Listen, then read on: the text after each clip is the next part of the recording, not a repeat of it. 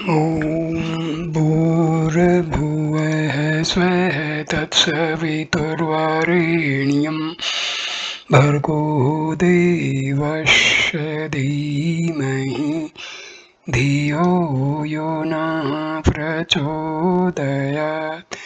ओम शांति शांति शांति। नमस्कार मेरे प्यारे दोस्तों, ये भगवान श्री राम नाम महर्षि के उपदेश उनके अपने शब्दों में की श्रृंखला का 11वां वीडियो है। इस समय हम शरणागति का जिक्र कर रहे हैं। Surrender to almighty.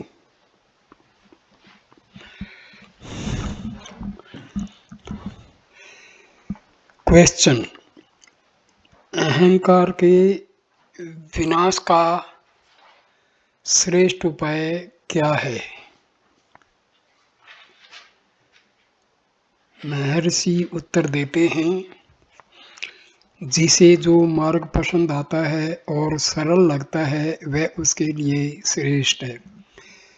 सब मार्ग समान रूप से अच्छे हैं, वे एक लक्ष्य की प्राप्ति के विभिन्न उपाय हैं।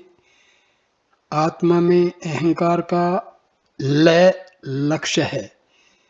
भक्त जिसे शरणागति कहता है, विचार मार्ग का अनुयायी उसे ज्ञान कहता है। दोनों अहंकार को वह जहाँ से उत्पन्न हुआ था उस मूल स्थान में ले जाने का तथा उसमें विलीन करने का प्रयत्न करते हैं। प्रश्न: अनुग्रह से साधक में पात्रता आती है या नहीं?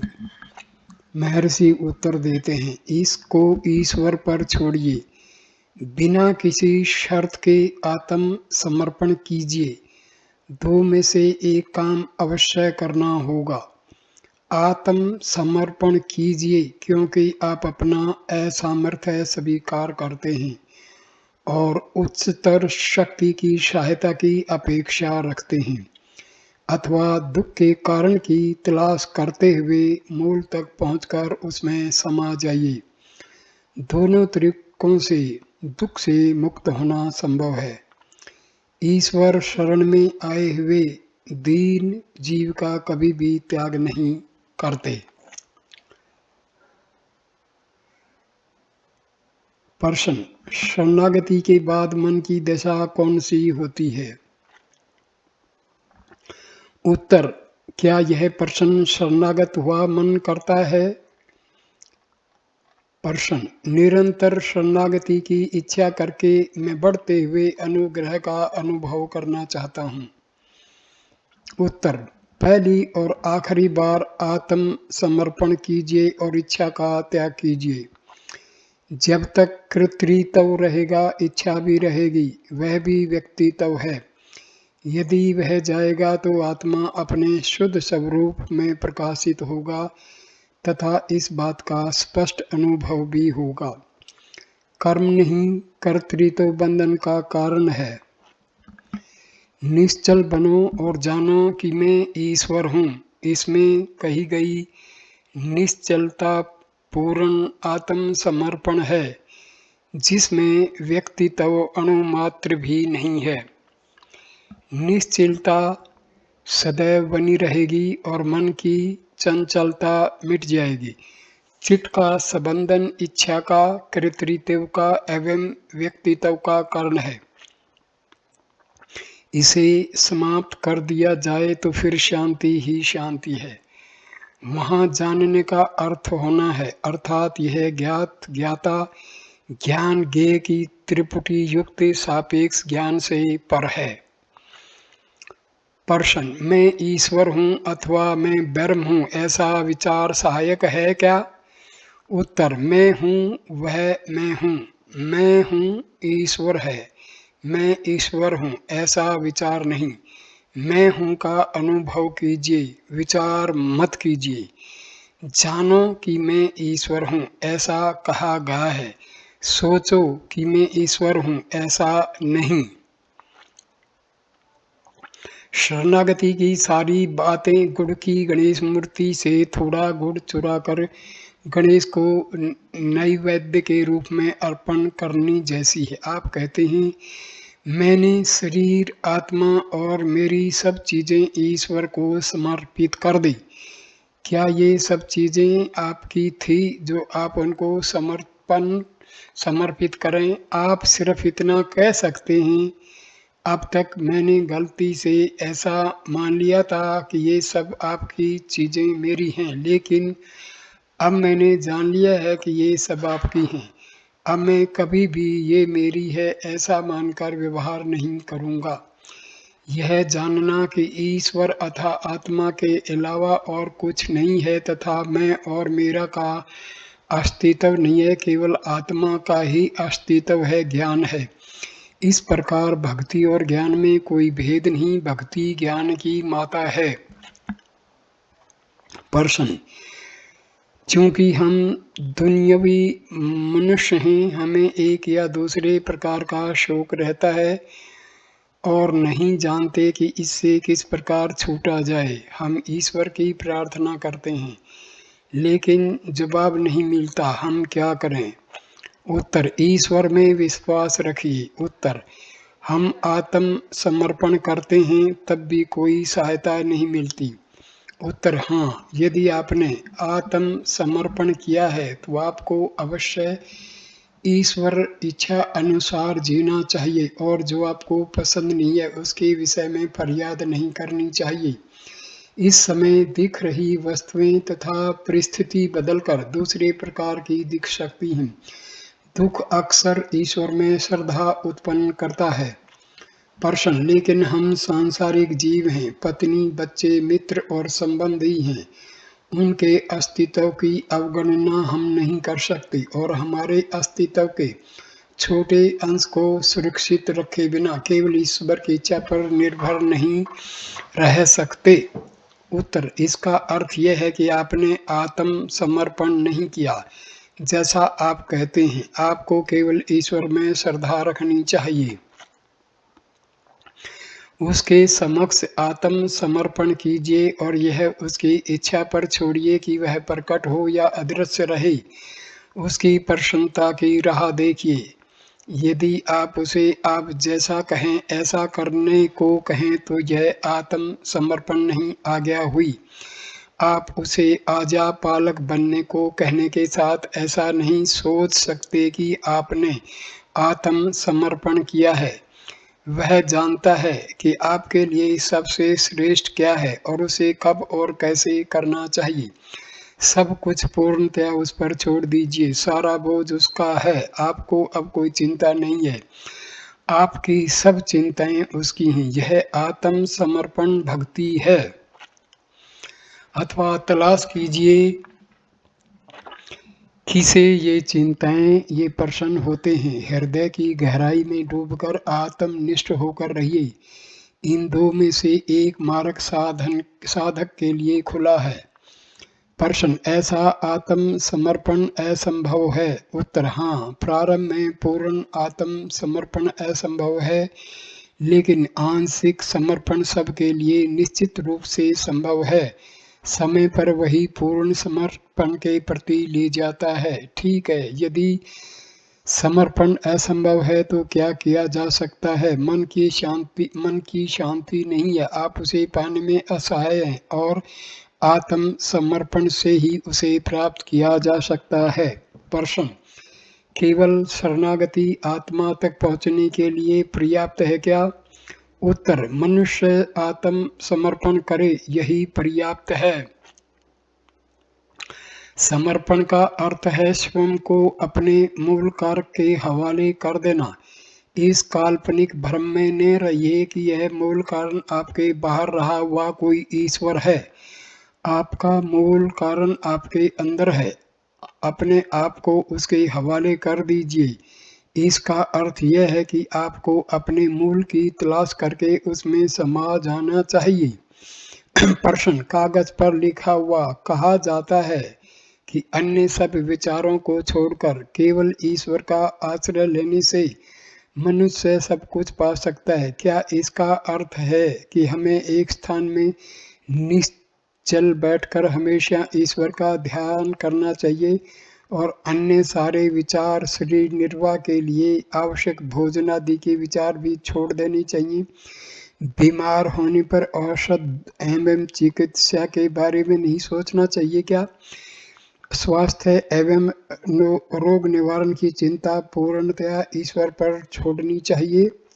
भगवत गीता में कहा है, जो मनुष्य सब कामनाओं को छोड़कर निष्प्रह एवं अहंता ममता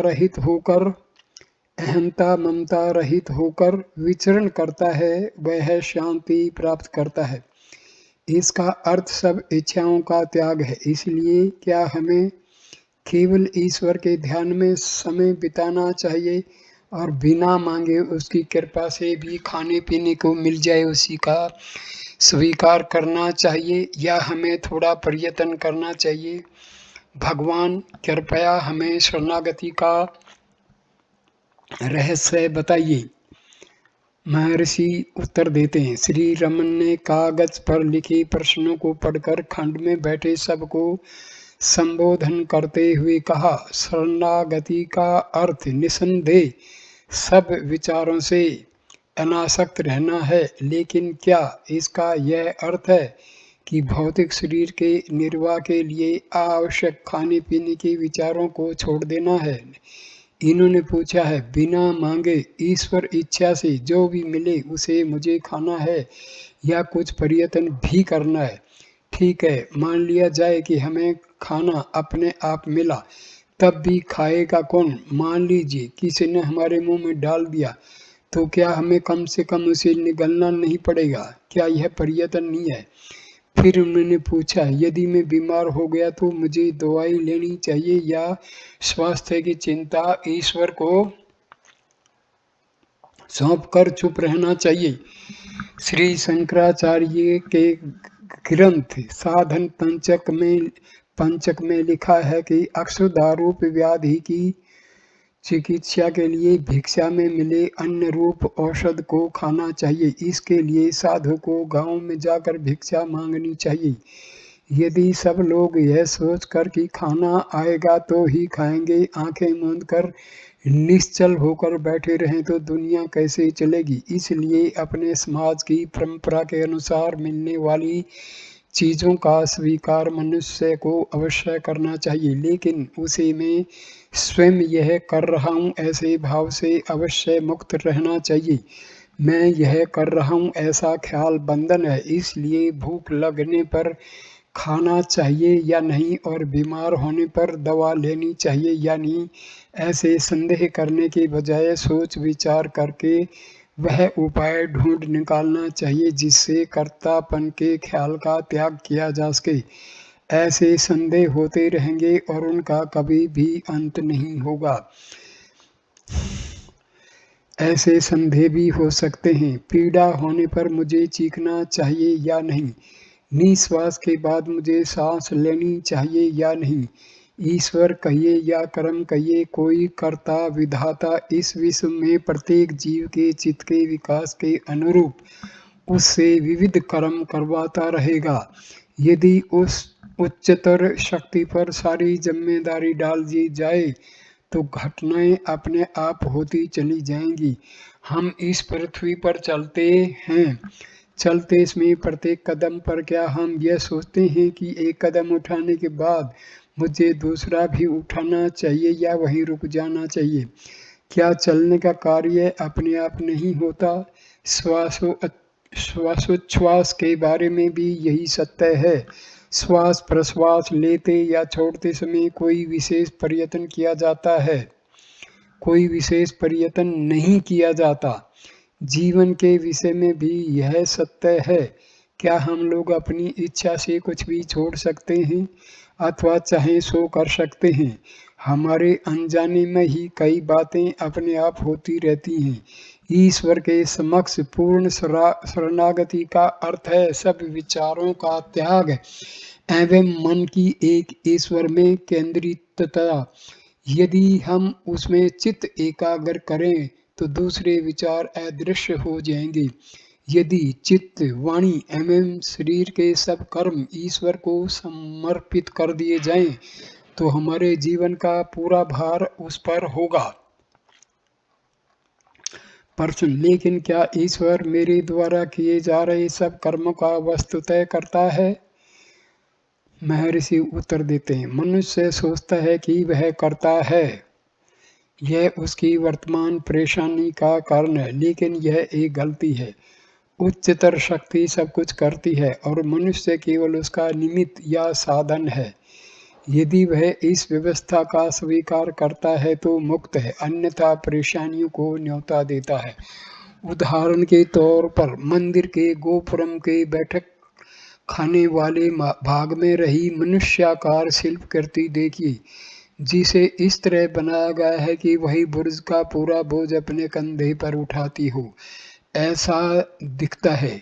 उसके बैठने की रीत एवं चेहरे के भाव बड़े तनाव को व्यक्त करते हैं, जैसे कि वह गोपुरम का सारा भार उठाती हो। लेकिन सोचिए, मंदिर एवं गोपुरम की रचना पृथ्वी पर की गई है और उनका पूरा भार नींव पर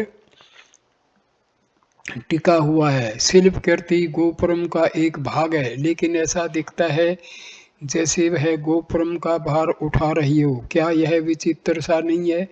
कर्तृत्व का भार अपने ऊपर मानने वाले मनुष्य इस तरह के हैं। प्रश्न, स्वामी, ईश्वर से प्रेम करना अच्छा नहीं है तो प्रेम मार्ग का अनुसरण क्यों नहीं किया जाए? उत्तर, किसने कहा कि आपको उसका अनुसरण नहीं करना चाहिए? लेकिन जब आप प्रेम की बातें करते हैं तो वहाँ द्वैत है कि नहीं? प्रेम करने वाला भक्त था, जिससे प्रेम किया जाए वह ईश्वर, लेकिन भक्त ईश्वर से भिन्न नहीं है, इसलिए प्रेमा शब्द आपका अपना आत्मा है। प्रश्न, इसलिए मैं आपसे पूछ रहा हूँ कि प्रेम मार्ग से भक्ति होती है या नहीं? महर्षि उत्तर देते हैं, ठीक यही बात मैं कह रहा हूँ। प्रेम ईश्वर का वास्तविक स्वरूप है, मैं इसे या उसे प्रेम नहीं करता। ऐसा कहते हुए आप जब सब वस्तुओं का त्याग करते हैं तब जो शेष रहता है वह स्वरूप है, वह आत्मा का सच्चा स्वरूप है, वह विशुद्ध आनंद है। उसे आप शुद्ध आनंद, ईश्वर, आत्मा या कुछ भी कह लीजिए, वह भक्ति है, वह ज्ञान है एवं सब कुछ है।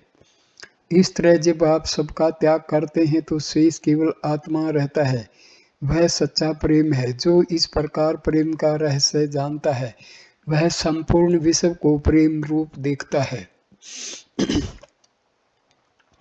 चैतन्य का विस्मरण्य होने का अनुभव भक्ति की अवस्था है। यह अवस्था कभी कम न होने वाले सच्चे प्रेम का संबंध है, क्योंकि आत्मा का अविभाज्य परमानंद के रूप में प्रकाशित होने वाला ज्ञान प्रेम के सच्चे स्वरूप में सर्वत्र प्रसारित हो जाता है। यदि मनुष्य प्रेम के सत्य को जान लेता है, जो कि आत्मा का वास्तविक स्वरूप है, तो जीवन की उलझी गुत्थी सुलझाई जा सकती है। प्रेम की सर्वोच्च अवस्था प्राप्त करके ही मुक्ति मिलती है। सब धर्मों का यह हार्द है, मर्म है। आत्मानुभव केवल प्रेम है, अर्थात प्रेम को देखना, प्रेम को सुनना, प्रेम का ही अनुभव करना, प्रेम का ही स्वाद तथा सुगंध लेना, यह अखंड आनंद है। प्रश्न, मुझे भक्ति प्राप्त करने की इच्छा है, भक्ति बढ़ती रहे यही कामना है। मेरे लिए साक्षात्कार का विशेष महत्व नहीं है, भक्ति में दृढ़ता चाहिए। महर्षि उत्तर देते हैं, यदि भक्ति की अभिप्सा है तो साक्षात आपके न चाहने पर भी आपको प्राप्त होगा। भक्ति की अभिप्सा की तीव्रता में चित्त पिघलना चाहिए।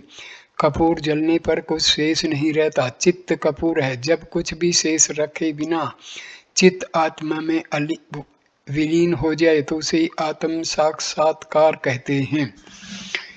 प्रश्न, मुझे मूर्ति के ध्यान में श्रद्धा है, वह मुझे ज्ञान प्राप्त नहीं कराएगी क्या?